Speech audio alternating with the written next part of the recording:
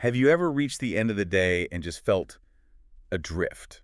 Like your brain's just been tossed around by whatever sound came next? Oh, definitely. The next song, the algorithm serves up, maybe the loudest voice in the office. Right. Or just the constant digital noise. You feel like you're always just reacting to sound, not choosing it. That's that feeling of overload, isn't it? And it's frankly exhausting. So, our mission today really is to flip that script. Stop reacting, start designing. Okay, I like that. Designing. How? We're going to dig into this fascinating field manual by an engineer, Reuben Juma Onunga, and he comes at sound totally differently, not like, art or taste. But like a system. Exactly, like a rigorous system. You know, what really jumped out at me from this source material was his core analogy. Right, the water one. Exactly. Treating sound the way a good engineer treats water. You look at where it's coming from, you filter out the junk. You channel it for a specific purpose, something constructive. And this feels crucial. You measure the outcome. You see if it actually worked. Yeah, the goal isn't just vague relaxation. It's about making peace, making calm predictable by design. Okay. So if we're designing, we need a different definition of good music, right? Yeah. It's not about the charts. Not at all. Forget genre, forget fashion, forget celebrity playlists. In Onunga's system, good means it's in harmony with how we're actually built as integrated humans. Integrated how? Yeah. Like mind, body. Mind, spirit, and body, all three. Okay. Break that down. For the mind. For the mind, good sound clears the path for thought. It acts like a filter, doesn't crowd your mental workspace. Right. Doesn't add more noise when you're trying to focus. Exactly. Then, for the spirit, it should elevate, lift you towards things like honesty, gratitude, maybe courage, hope. It provides healthier internal scripts. Internal scripts. Interesting. And then the body. Physically? Physically, it's all about regulation, steadying the nervous system. You should feel your breath lengthen, your pulse settle, that tension in your shoulders. It should actually drop. So it's holistic. It has to serve all three parts to be genuinely good for you. That's the idea. If it's not doing that, maybe it's just noise or even harmful. So, let's get practical. Let's unpack the tools in this manual, starting with the body, where the effects are pretty undeniable. Yeah, the sources argue pretty strongly that the body doesn't really lie about this stuff. It's keeping time, constantly, heart rate, breath, even your walking pace. And music just slots right into that circuitry. It speaks the body's language. So how does that work for calm? What's the mechanism? Well, Onunga points very specifically to tempo. Slow to moderate tempos, right in that 60 to 80 beats per minute range. 60 to 80 BPM. Why that specific range? Because it naturally aligns with a relaxed breathing cycle, a settled heart rate. When music offers that kind of steady, non-demanding rhythm, the body almost unconsciously accepts it. It's like an invitation to just settle down. An invitation out of command. Exactly. It's relief, not drama. But tempo is only half the equation. Volume is huge. Ah, yes. The manual has this line that really struck me. Volume is a moral choice. Which sounds intense. It does, doesn't it? But think about it. Most people treat volume as just convenience or maybe preference. Yeah, turn it up until it feels good. But Onunga argues it's more than that. Is it just about not annoying the neighbors? Or does loud volume actually cost us something, physically? So what's the answer? He says it's both, but the physical cost is primary. Really high volume pushes our auditory system towards a startle reflex. It's perceived as an environmental demand, maybe even a threat signal. Even if the music itself is calming, like slow ambient music played really loud. Even then, if the volume is overwhelming, the nervous system stays kind of on edge. So keeping volume, let's say, humane, respects your own biology. It lets your system stand down. Okay, that makes sense. So body regulated by tempo and volume. What about the mind? The source calls it the workshop. Right, and the mind has its own rules, especially around language. When you're listening to music with lyrics, those words tap into the exact same brain circuits you need for reading, for planning, for any task that involves language. So they're competing for resources. Totally. They become cognitive clutter. They're fighting for the same desk space you need for concentration. Which explains why the sources are so specific about music for deep work, coding, writing, that kind of thing. Absolutely. For tasks that demand verbal processing, you need, ideally, long-form instrumental music with low variance. Low variance meaning? Meaning it doesn't change dramatically all the time. Think warm pianos, maybe bowed strings, nylon guitars, woodwinds. Sound that creates a consistent texture without constantly yanking your focus with shifts in dynamics or rhythm or, crucially, words. Got it. So the takeaway here is matching the sound to the task. Deep work needs sound that doesn't demand your attention when you're already, paying attention to something else. Exactly. Don't make your brain fight on two fronts. Okay, so we can tune ourselves. Tempo, volume, lyrics, or no lyrics. Now, how do we apply this to our surroundings? Especially work, where sound can be tricky. Yeah, work requires predictable edges for focus, right? Mm. And that usually involves other people's sound needs, too. Onunga's prescription for shared spaces, like open offices. He calls it a sound charter, and it's tough because it demands compromise. Okay, well, it's in this charter. Low volumes, obviously. Shared playlists that are built purely for function, like dampening distraction, not for anyone's personal taste. Ooh, that's a hard sell. It is, and maybe the hardest part. The humility to ditch a track if it's genuinely disrupting the room's focus, even if you love it. Wow. That really gets at the core tension in open offices, doesn't it? Individual preference versus the collective need for concentration. The system says the function of the room has to win over individual flavor. And this applies even when working alone in terms of creating structure. Yes, definitely. The manual suggests making focus a ritual, something repeatable. Use a specific opening cue, maybe 30 seconds of a familiar musical motif, just to signal your brain. Okay, focus zone starts now. Creates a clear boundary. Right. Sets you up for, say, 45, 50 minutes of solid work. And then the break, this is important, the break needs to be real. Not just hitting pause and check an email. No. Stand up. Get water. And the sources insist on this. Do a simple square breath, in for 4, hold 4, out for 4, hold 4, in total silence. Silence. Why silence? To reset your auditory baseline, give your ears and brain a complete break before you dive back in. Okay. And there's a crucial safety point here, too, isn't there? Absolutely. Critical guardrail. Yeah. In any safety-critical environment, construction site, hospital, driving anywhere, you need to hear clearly. Music takes a backseat. It has to kneel.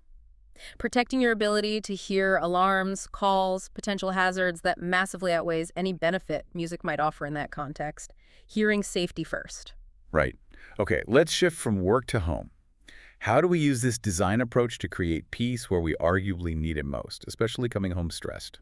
It starts the moment you walk in the door with what Onunga calls the soft landing. Soft landing. Tell me more. Think about that transition. You come in maybe frazzled from the commute, high-pressure day, and you walk into family life, maybe kids, partner. Yeah, it can be jarring. Straight into demands or problems. Right. So the soft landing is a ritual for just the first 10 minutes. Instead of launching straight into the agenda, you have a single, gentle track playing. Like the house's welcome music. Exactly. An acoustic welcome mat. It gives everyone's nervous system a chance to unclench, to transition before the heavy conversations start. It smooths the edges. That sounds really useful, actually, creating a buffer zone. And then there's the end of the day. You can't just slam the brakes on and expect to sleep. No, it doesn't work that way. So the manual suggests the wind-down ladder. It's a deliberate, maybe 15, 20-minute, 3-step ritual. It literally teaches your body to let go of the day. Oh, ladder. Okay, what are the rungs? Rung 1. Warm instrumental music. Helps the heart rate start to slow down. Gentle. Okay. Rung 2. Transition to something quiet, maybe vocal or choral, soft. Something that gently focuses the spirit, prepares the mind for rest. Mm-hmm. Rung 3. Near silence. Just the ambient sounds of the house, maybe very faint white noise if needed. And here's a key part. Dim the lights a notch with each rung. Using light as well. Multisensory signal. Exactly. Signaling surrender on multiple levels. That's designing peace right there. There. But life happens. What about when conflict disrupts that peace? The manual even covers repair. It does, and this feels incredibly human. For those moments after conflict, after an apology has been made, but everyone's nervous system is still kind of buzzing. Yeah, that residual tension. There's a ritual. Share a simple verse of a song, maybe just one line, sung together, slower than usual. Slower. Why slower? Slow tempo is calming, remember. Then follow it with just 10 seconds of silence. Shared silence. And maybe a gentle touch, hand on the arm, whatever feels right. So it's using sound, rhythm, silence, touch. To physically signal that the rupture is mended, helping the body feel the reconciliation, not just hear the words, I'm sorry. Wow. That connects directly to the idea of music affecting us on a deeper level, beyond just mood, the moral dimension you mentioned. It's profound. Because music, especially with lyrics, doesn't argue its way in. It enters through feelings. Slips past the analysis. Right into the heart. And those lyrics start writing scripts. Unconscious scripts about what matters, how to react, what to value. That's the moral power of melody. It shapes us subtly but powerfully. So we need to be discerning, looking past the catchiness. And asking that hard question, what are these words actually teaching me to love or to value? Is it vanity, revenge, or is it consistently pointing towards, say, gratitude, courage, resilience? Because it preaches gently, repeatedly. It preaches very effectively, often below the level of conscious awareness. So how do we counter potentially unhealthy scripts, especially when dealing with tough emotions? The sources mentioned a specific structure. Yes, the psalmic arc. It's highlighted as a really healthy structure for lyrics, especially tackling things like grief, anger, frustration. Yeah. So much music gets stuck just in the lament, or worse, glorifies vengeance. Neither leads to real healing. Okay, so what's the arc? What's the constructive path? It's a three-part journey. It starts with lament. You have to honestly name the pain, the struggle. Can't skip that. Right. Acknowledge reality. Then, critically, it moves to remember. You deliberately recall past faithfulness, maybe God's, maybe your own resilience, maybe historical examples of overcoming. You anchor yourself. Okay, lament, remember. Yeah. Then You lean towards hope. Not necessarily a guaranteed happy ending, but a posture of trust or expectation for eventual resolution or meaning. It heals because it faces reality but provides an exit ramp from despair or bitterness. It doesn't lie, but it doesn't wallow either. lament, remember, hope. That's a powerful framework for evaluating the message of music. And for finding music that genuinely supports emotional processing. Okay, so we're curating our internal landscape. But we live in a digital world bombarded by algorithms designed to keep us hooked. Sure. How do we practice this kind of curation digitally? It feels like fighting a losing battle sometimes. Onunga's take is that digital discipline isn't about total cancellation that's often unrealistic. It's about rigorous curation. Okay, step one. Number one, maybe the most vital. Kill the drift. Turn off autoplay everywhere. Work device, phones, streaming apps, just turn it off. Why is that so critical? Because the algorithm isn't your friend in this context. It's designed purely for engagement clicks, watch time, ad revenue. It doesn't care about your focus, your peace, or your values. If you let it drift, you've surrendered your intention. You're back to just reacting. Exactly. Then, physical listening guardrails. You have to respect your ears. Honor the golden rule with a volume knob. Meaning, Keep the volume sensible. The guideline offered is the 60-60 rule. No more than 60% of max volume for no more than 60 minutes at a time, then give your ears a rest. This helps prevent long-term hearing damage. 60-60. Easy to remember. And another practical tip. Reduce the bass, especially indoors. Bass frequencies travel through walls, floors. They make enemies of neighbors real fast. Undermines the whole point if your piece is creating conflict next door. Right. Basic courtesy, really. So the antidote to the algorithm isn't fear, it's specific intention. The advice, build short, named playlists or sets. Exactly. Like Mind Prime for starting the day focused, Deep Work Instrumental for that focus block, maybe Grief Companion for processing hard times, Wind Down Ladder for evenings. So you choose based on purpose, not just hitting shuffle or letting the algorithm decide. You tune your day by intention, not by habit or by platform defaults. Okay, we've covered tuning mind, body, spirit, environment, digital habits. A lot of practical engineering here. But how do we know if it's actually working beyond just feeling better? Right. The engineering scorecard. Why measure? Because as the manual insists, if the healing is real, if the system is effective, it will show up in your body, on the clock. Numbers aren't the enemy here. Not at all. They're not tyrants. They're just honest guardrails. They keep our subjective feelings accountable to objective reality. So what are some simple things listeners can track? We're not talking fancy biofeedback gear. No. Super simple stuff. Physical regulation.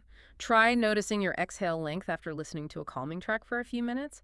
Does it naturally get longer, slower? Okay, simple observation. What about focus? Track your focus blocks. How many did you plan versus complete? And maybe jot down how many times you felt pulled away by the music itself, a sudden change, a distracting lyric. For hum. Track sleep onset time. When you consistently use that wind down ladder ritual, does it actually take you less time to fall asleep? The clock will tell you. And even relationship stuff. You could track repair speed. How long does it take from an argument or fence to getting to that apology and maybe using the repair ritual? Does that time shorten? Or even just the general vibe. Yeah, gauge the household tone at, say, 8 p.m. Is it generally lower, calmer, mixed, or still sharp, reactive? And here's the kicker. What's that? If you feel calmer, but the numbers, your exhale, your sleep onset, your focus interruptions don't really back it up, the manual says your sound diet probably needs tweaking. The body and the clock are honest feedback loops. Adjust the design based on the measured results. Engineer's mindset. This has been incredibly insightful, really digging into how sound can shift from being just accidental background noise or even a stressor into deliberate medicine for mind, body, and spirit. The core idea, really, is that sound is this powerful tool we can use to bring ourselves into alignment, to make healing, focus, and peace more predictable by design. So the invitation to you listening is maybe just to start small. Pick one thing. Install one ritual, maybe the soft landing at home, or a focus block cue at work, or turning off autoplay. Just try it consistently for 1 week. See what you measure, see what you notice. And perhaps we can leave you with one final thought to chew on, something that frames all of this. It's this. The ultimate discipline, the thing that actually gives music its power and honesty, is silence. Silence. Without periods of silence, even the best music just becomes more noise, more clutter. Silence isn't empty, it's the frame. It's what allows truth or calm or insight to actually land without needing a drum roll. Sometimes the most potent medicine isn't another track, it's choosing silence.